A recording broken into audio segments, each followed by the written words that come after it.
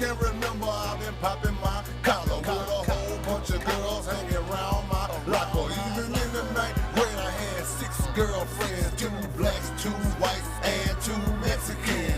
When I graduated, no, I'm lying, I just quit. I said, fuck going to school, cause I knew I had a gift. How to make a bitch come, how to make a nigga run, how to get a lot of money. I ain't talking about toys. If you think I'm telling lies, go on, ask about me. In the 10th grade, I had cars parked down the street. And you wearing a school sweater, I'm wearing a black meat. And you got on Chinese shoes, I got gators on my feet. Now ever since I can remember, I've been popping my collar. Popping my collar. Ever since I can remember, I've been working these hoes, and they better put my money in my hand. Now ever since I can remember, I've been popping my collar. Popping my collar. Ever since I can remember, I've been working these hoes, and they better put my money in my hand.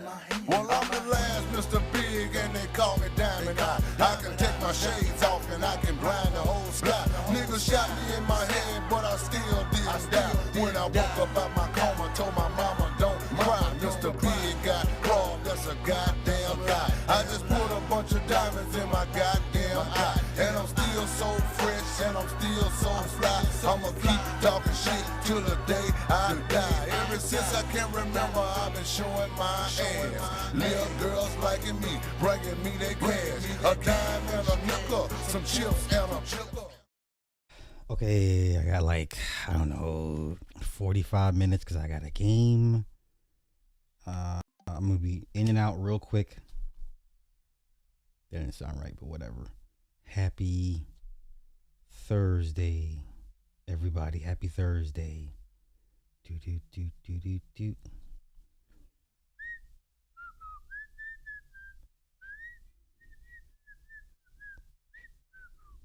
Okay. Grown man business. What's happening?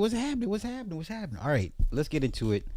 3 topics. The main topic I want to cover, we're gonna go cover a lot of the third, is basically the non-African effect of Black Panther. I'm hearing the arguments on both sides. At the end of the day, what it comes down to is who is the base support and who spends the most amount of money on said product. Now, before I get too deep into the woods, give me a quick sound check. Okay, let me see.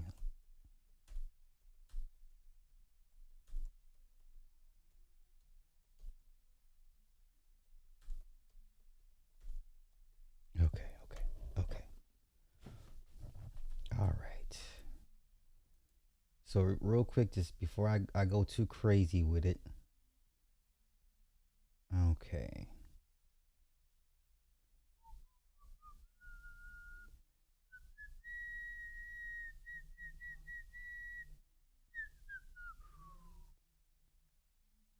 Okay. First. Let's go here. Let's go to 50 Cent. No, let's go to 50 Cent. Now, he let the veil slip a bit. Once again, I have many issues with the show or the universe or the power universe. There's a lot of things they need to go back and fix as far as plot lines and story arcs and characters and subplots and all types of shit. Nonetheless, I've always said that 50 Cent has no real power, especially on the shows he presents to people. And he tells you flat out, it's a 50 Cent presentation. A lot of times he's the face. He is like an ambassador of said product, like Diddy was for Ciroc, like Jay-Z is for every other company, or the bigger, the higher end stuff. 50 Cent is no different. And once again, I think the one most controversial move that just shifted the whole power universe is the killing of Ghost. Should have never killed Ghost.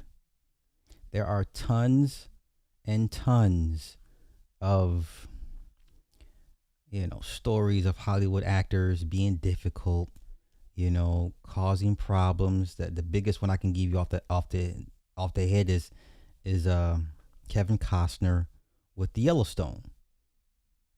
Right? It was Taylor Sheridan and Kevin Costner. Kevin Costner became a diva. Only wanted to shoot a certain times of the week and so many days out the month, and he went on all these extended vacations and shit. It was the highest ranked show, one of the highest ranked shows ever, and for a long time they put up with Kevin Costner. Now, to be fair, they had a bunch of spinoffs, and I'm not saying studios should continue to put up with problematic stars, but if it's that good, you kind of placate here and there, and then once they written off Kevin Costner's character, Yellowstone ain't been the same. It ain't been the same. We had 1887, Landmass, the Dutton Ranch. It's all cool, but guess what? A Kevin Costner appearance here and there would have made a huge difference. But nonetheless, we're getting to 50 Cent. 50 Cent's No Power is basically an issue between Courtney Kemp and Omari Hardwick. Omari Hardwick, like any other star, burgeoning star, they want more money. Friends held out for more money. Will Smith held out for more money. They all hold out for more money. The whole cast of Euphoria held out for more money. That's what you do. Omari Hardwick was not wrong for holding out for more money. He was the show. Okay? I have a hard time believing anybody that says I watched Power for 50 Cent. No, you didn't. You watched because Ghost was a very compelling, well acted, well thought out, well executed character. And I couldn't see nobody playing Ghost outside of Omari Hardwick. So it's a brief clip, but he tells it. He had no power. Basically, Courtney Kemp got mad at Omari Hardwick. She became emotional and wrote him off the show. And the Power Universe series has suffered because of that. I could be wrong, but let's go. Let's go here. Let's take a listen.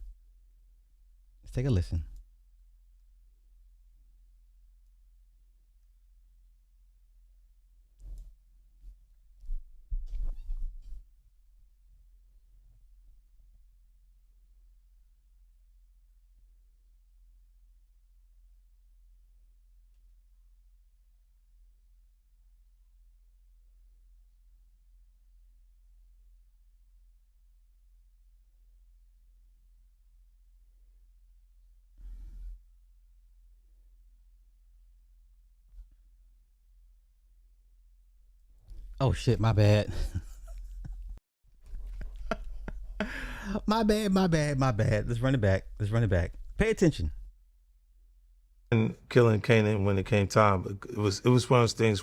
I didn't mind killing Kanan when it came time, but it was one of those things where, look, at some points, when people have success for the first time in their career, sometimes they need it to be all as, right? So the difficult thing is if they have their success for the first time and it's a 50 Cent show, it is a 50 Cent show. Like publicly people look at it like it's presented by 50 Cent. It's 50 Cent. The story is from Southside Jamaica, Queens. Everything is 50 Cent tied to the show. The music that's playing is 50 Cent.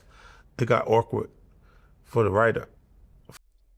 Courtney Kemp, this woman here, this woman had the real power, and she left and went to go do other things with Netflix because I'm going to assume she felt like this was beneath her. I'm speculating why she left, but I'm going to assume, given the next set of projects she's into now and that she got the Netflix money, I think she either got tired or just outgrew the urban crime drama.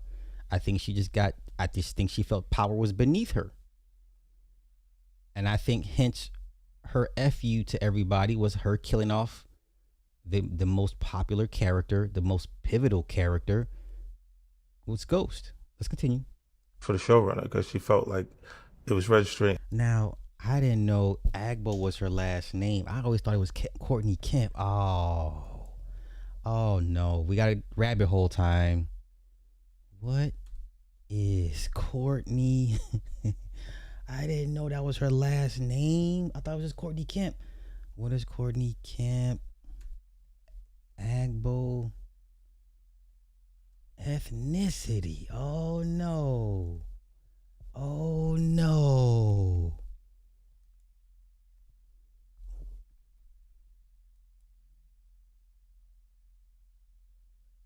Okay, that's her ex-husband.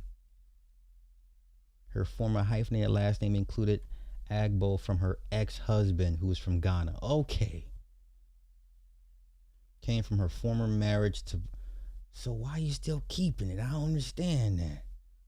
Okay, she's from Connecticut. Okay. We dodged the bullet. Let's continue. We dodged the bullet. Okay, let's get back to it. As a 50 Cent show instead of her show, and that turned into, it got weird with her behaviors and the things that was going on behind the scenes with her, and then it also was friction between her and Omari, because he was feeling like he was the lead and the star of the show. But he was. How was he not? So she was having a problem with anybody who was leading the show because she felt like it was her show, like it was hers, and it was a show rightfully as a writer, but he is the star of the show. Omari would have died. Ghost Must Die. He would have died where Kanan died. That much earlier. She planned to kill Omari's character off right there, and I'm like, nah. I didn't mind killing Kanan. Wow. That's crazy. Let's go revisit Omari Hardrick's reasonings for leaving. Well, not that he left, but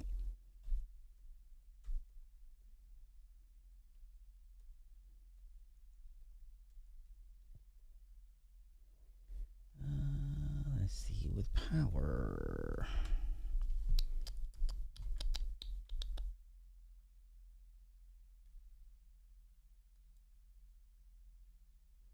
Yeah, she was the showrunner. So he was already getting $150 per episode. He wanted more money. What? Who doesn't? Who doesn't want more money? That's what they do. They ask for more money. He's the reason why your show is the way But it anybody, is. Ghost died alone.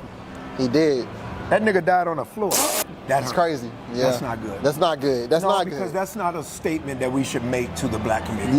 Yeah. Or other communities. Did you tell Courtney that when? Absolutely. My only issue was that. Had no issue with him dying. Yeah. I had an issue with the way the story started going. Because that's not the way the story started. Yeah. He was the parent who actually was trying to be. He was trying. A great parent. He was trying to be a great parent. So Man. you don't have him shot. Yeah. You don't have Naturi's character shot. True. You have no one shot by a child in the show. Yeah. That one got me. Okay. I had no problem with Ghost being off the board. The way he was taken off. Crazy. Could have let Tommy do it. Yeah. Friend, that's yeah. That makes That's sense. Shakespeare. That's Shakespeare. That's Shakespeare. But the son is kind of a black father. Yeah. Black? Yeah. Okay. That's a deeper issue. That's a deeper issue. The son killing the father. Yeah. The perfect thing. They asked me before to come back. They asked me in the last year and a half to come back. When I was offered this. When I was in Boston reading this script, I was in Boston saying, okay, then this. And then then this went to Stars, and then they didn't come back giving me what I wanted on the then this.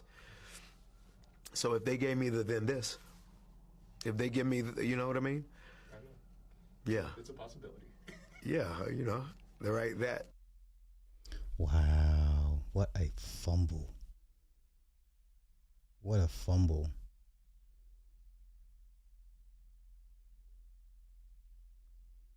What a fumble.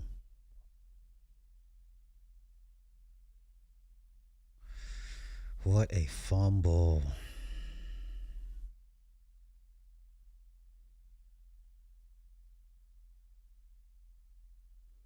And yeah, Mary gets almost $500,000 per. Yeah,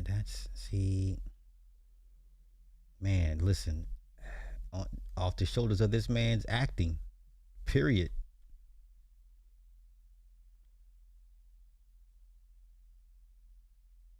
I'm sorry, but Ghost is power. I'm sorry. The book 2 is okay, but it don't hit nowhere near the OG. Nothing will ever come close to OG power. Okay. Okay. That's crazy. What a fumble. So let's go here. That died in power was where Courtney wanted to kill Omari. She had been wrote the theme Ghost Must Die, and she was because she had got upset because look, actually the showrunners are not supposed to talk to the actual talent when they're on set and their character. You just turn in your scripts, you do the table read, and that's pretty much it.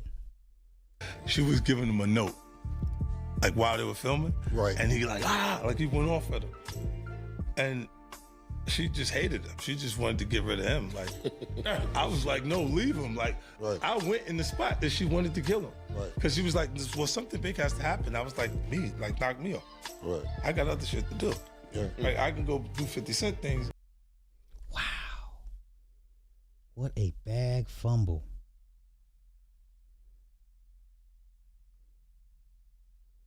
What a bag fumble.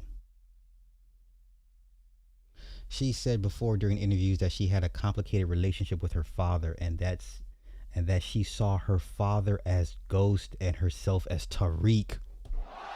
What? Oh no. Oh no.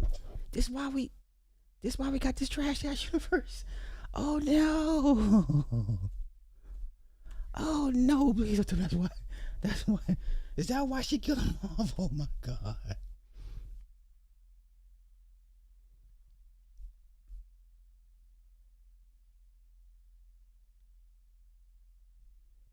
Channeled the profound grief of losing her father, integrating her.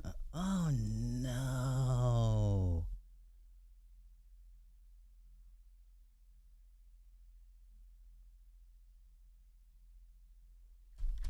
No, that's terrible, man. That's not how you do it. The very first episode of Power is dedicated to her father's memory.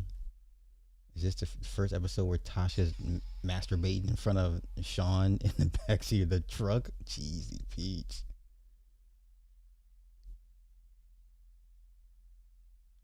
So let's go here. Her personal admiration for her father, World War II vet and a successful marketing professional who overcame severe barriers, heavily influenced how she writes powerful, conflicted male leads to trying to escape or redefine their path. Yeah, but you don't kill him off, though. What the fudge? I love Power and all the spinoffs, but the one thing I can't understand is what is the obsession with killing parents in the Power universe? All of the shows have touched on this theme. Vic killed Walter, Tommy killed Tariq killed Ghost, Diana tried to kill Monet. It's a dark topic that they continue to go to. Somebody involved in this show must have hated their daddy. Yeah.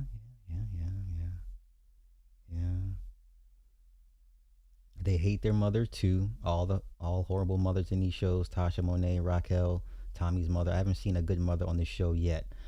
Famous's mom. Yeah, I would deem her a good mother. She tried to do her best, right? Famous was going off the rails. The fame was getting to his head, and he was just being disrespectful. She's like, you got to get out, but I still love you. So I would say Famous's mom is probably the only example of a good mother. For real, I was thinking about this dark obsession with hating your parents. Got to be deep rooted. It's damn near a rite of passage with the Power universe. Courtney says she didn't have a good relationship with her father, so it's somewhat based off her relationship with her parents, but this theme is getting repetitive. It's corny now. Change it. Never mind what my issues. I didn't even go into this route. I didn't even get this deep with it. Other people can see it. So now other people can understand what good writing is and what good writing isn't.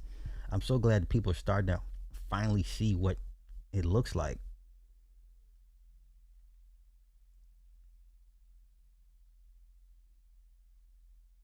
I believe Courtney Kemp's resentment towards her father, who she claims resembled James St. Patrick, influenced every spinoff. Look here. This show gets away with bad writing because they have a solid acting and a great cinematic aesthetic. Thank you. Oh my god. Oh my god. Vindication. Vindication. Finally, people get it. Finally. This is her daddy.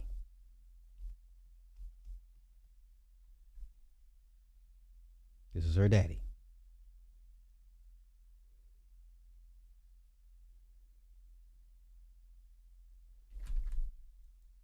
Jeez. Okay, so what's she up to? What's she up to now? Yeah, I know she got Netflix money. The Family Ties, another crime drama, Nemesis. Okay, so this is taking place.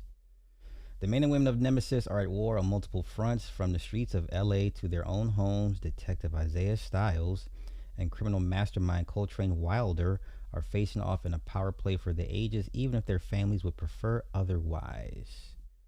In the beginning of the season, they both have the opportunity to just choose their families over their work. But of course, if they did, there wouldn't be a television series.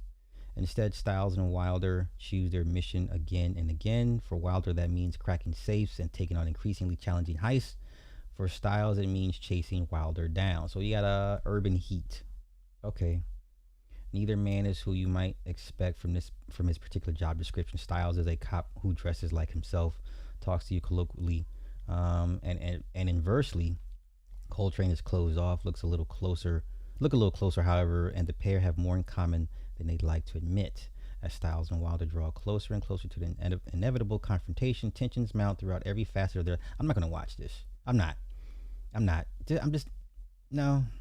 There's a guy that I mean, I hear you. How much will Stiles and Wilder? I will not watch this. Stiles is chasing down Wilder with their homies facing another battlefield. He's sleeping in the guest house, and his wife Candace is so sure he forgot their anniversary that she's shocked to discover a gift he's left in the bedroom. He's a genius, but he can't get it together enough to be in the FBI. He's not that guy. He needs to be running around the streets because that's what can contain his energy. Okay. So yeah, this is basically an urban heat. What were the characters' name in Heat?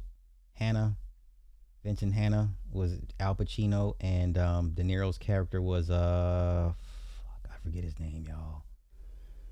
Okay, do we have a trailer for this? Yeah, I'm not gonna watch this. Nemesis. Okay, let's see if we have a trailer for this. Yeah, I'm not gonna watch this.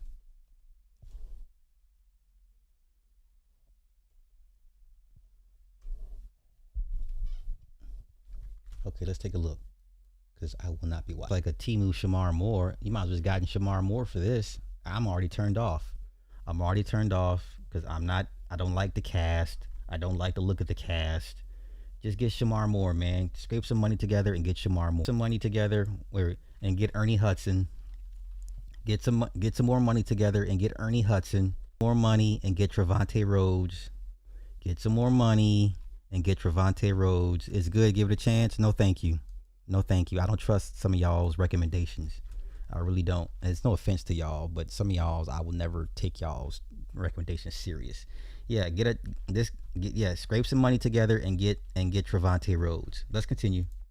No, thank you. You know what's a great cat and mouse scene, and I hate to do this, but I'm gonna keep telling y'all all the urban writers are horrible writers. Give me the scene.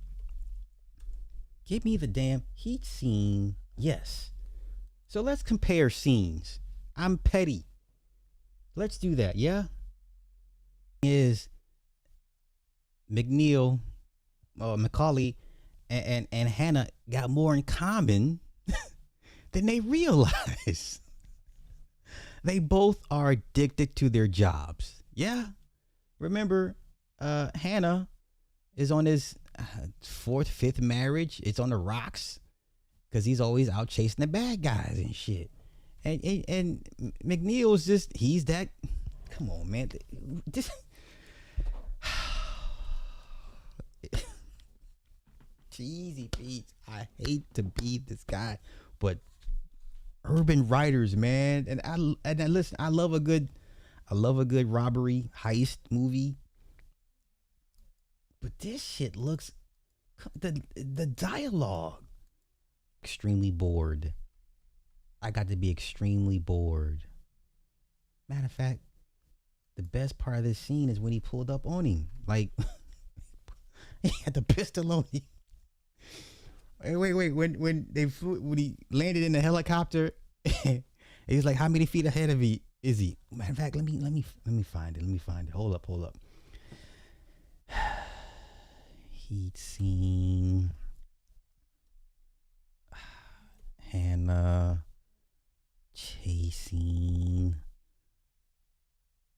Is this the scene where he lands with the helicopter? I cannot put this in words. I cannot put this in words to y'all.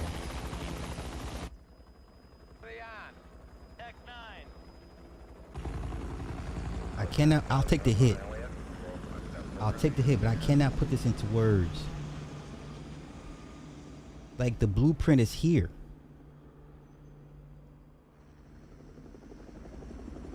Like, are you afraid to give black characters a high vocabulary? I don't understand that.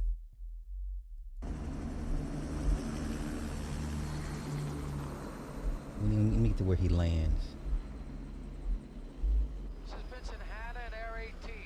Okay, when he lands, and then he's tracking him down. I know it's unfair, y'all. I know. And then the Moby soundtrack. Oh my God, come on, man.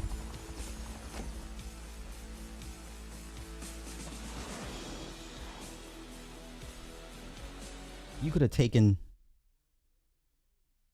that, I don't know, 10, 15 minutes and picked little things apart that applies, that works, and just kind of borrow or interpolate. You understand? And kind of remix it and put an urban spin on it, and it still could have been good. Man, let's get a DJ Envy real quick. DJ Envy is nasty. This is nasty. This is really disgusting. This is really, really disgusting.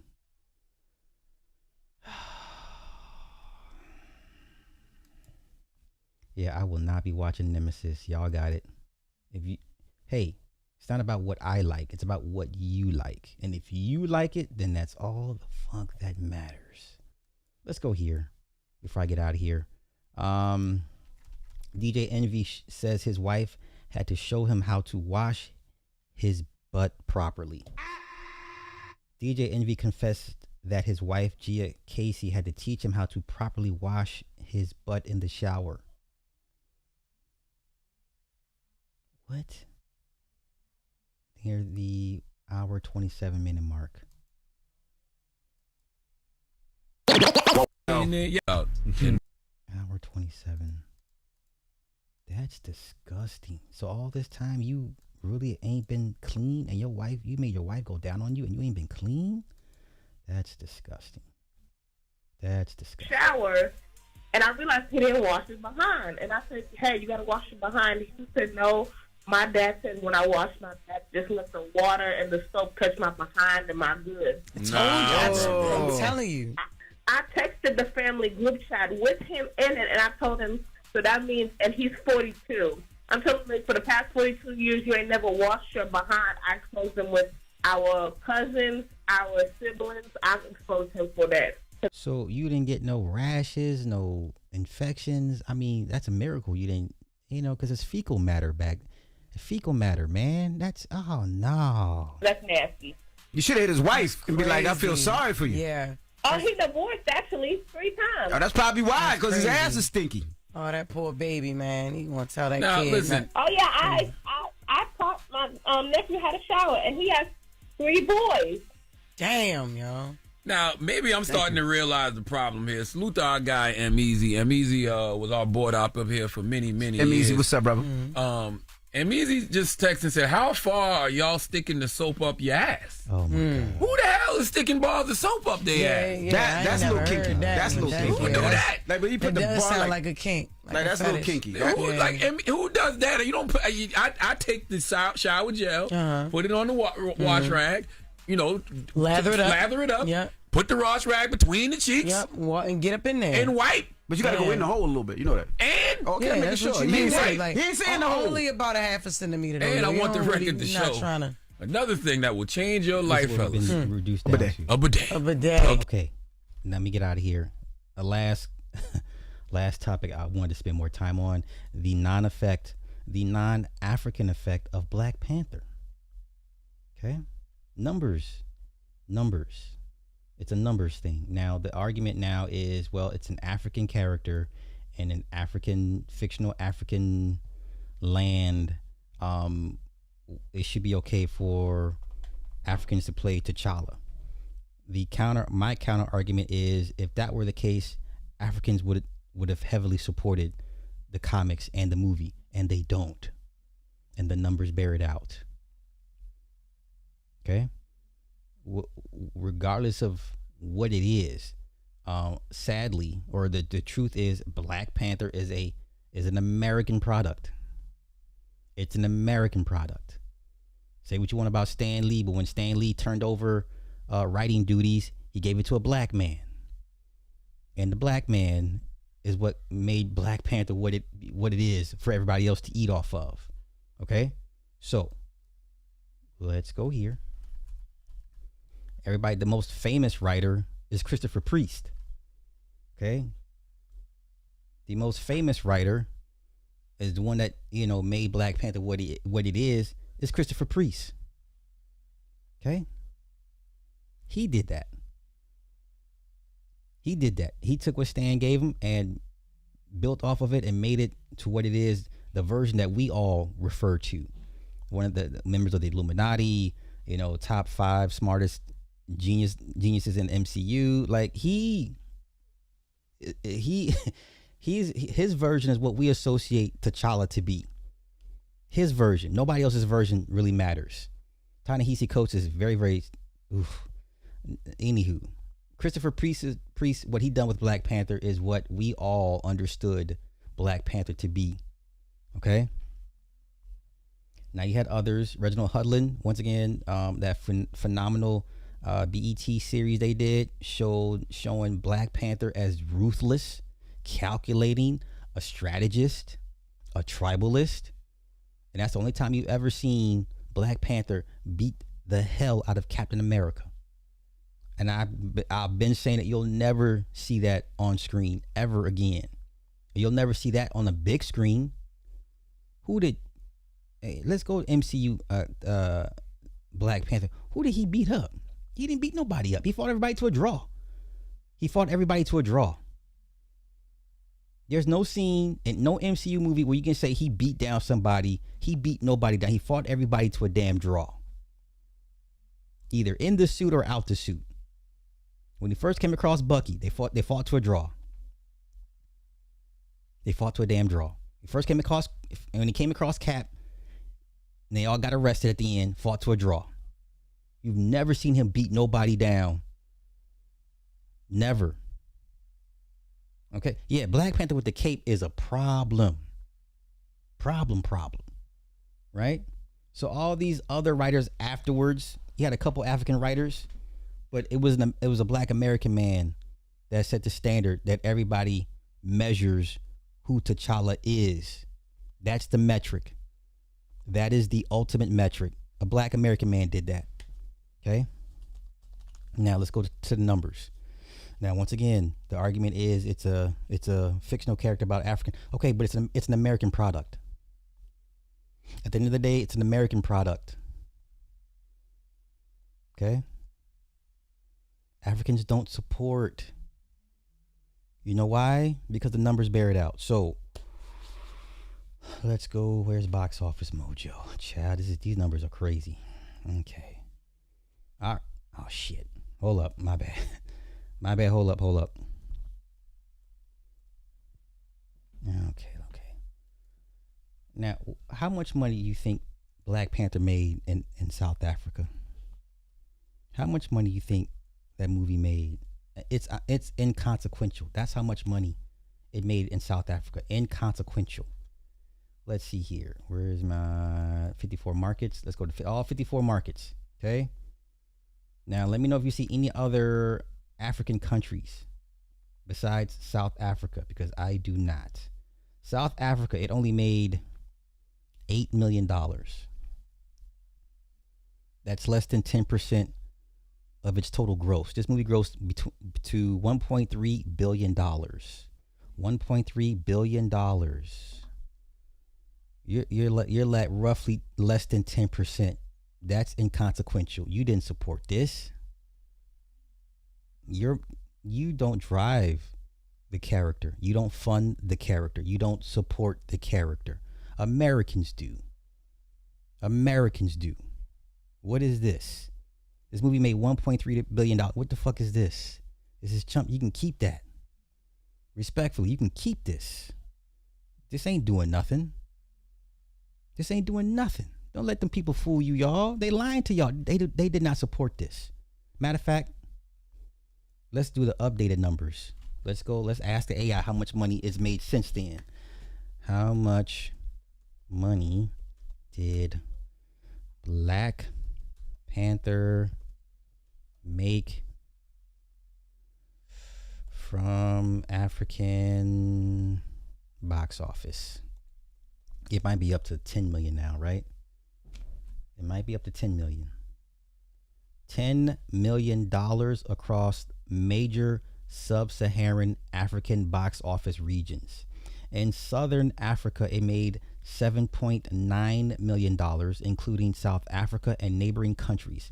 West Africa, it made $1.77 million across Nigeria, Ghana, and Liberia.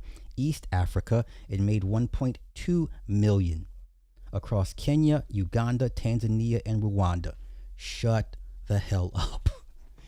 You guys, it's an American product, ran and funded by American dollars. Y'all just jump on the wave because you see Americans do it. You see Americans support it. Oh, the Americans, okay, yeah. That's what happened. That's why we should have a say-so in who gets cast in that role, because it was a black man that took it to levels that set the metric for us to measure everybody else against. It's just that simple. There it is there. Okay? Don't fight me, fight these numbers. Don't fight me, fight these numbers. The same Africans that claim your numbers, y'all pale. You guys were less than 10% of this movie's gross. 10%. You can keep that. Okay, so not 1.3, it'd be 1.2 billion. Keep that. Okay? They say a lot of things. Right? They say a lot of things. Hey, you know what? Let me see. So Black Panther. Let's see. Okay, I mean, let me play devil's advocate. I'm just gonna let's do this, y'all. Let's do this. How much did Sinners make from African box office? Ryan Coogler's Sinners grossed over $1 million in South Africa, culminating in a highly successful regional box office performance. Y'all numbers don't even matter.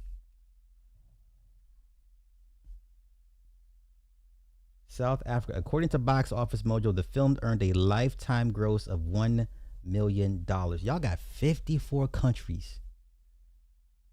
54 countries. And it's the best y'all can do in y'all's support. Okay, man. Okay. All right. Y'all got it, man. Listen, I got to get out of here. I don't mind doing a part 2 to this subject matter. Matter of fact, when I do a part 2 to this, I'll just open the phone lines and let people call in or hop up and want to discuss this. I'm down for it, but I got to get ready for my game. I got to get out of here. But yeah, Black Panther only made $10 million in pretty much all of the all of the African box office markets. You guys are not a factor. Africa is a non-factor. Americans drive it. Okay. Now you want to have a discussion on the demographics of Black Americans versus Africans who bought tickets in America.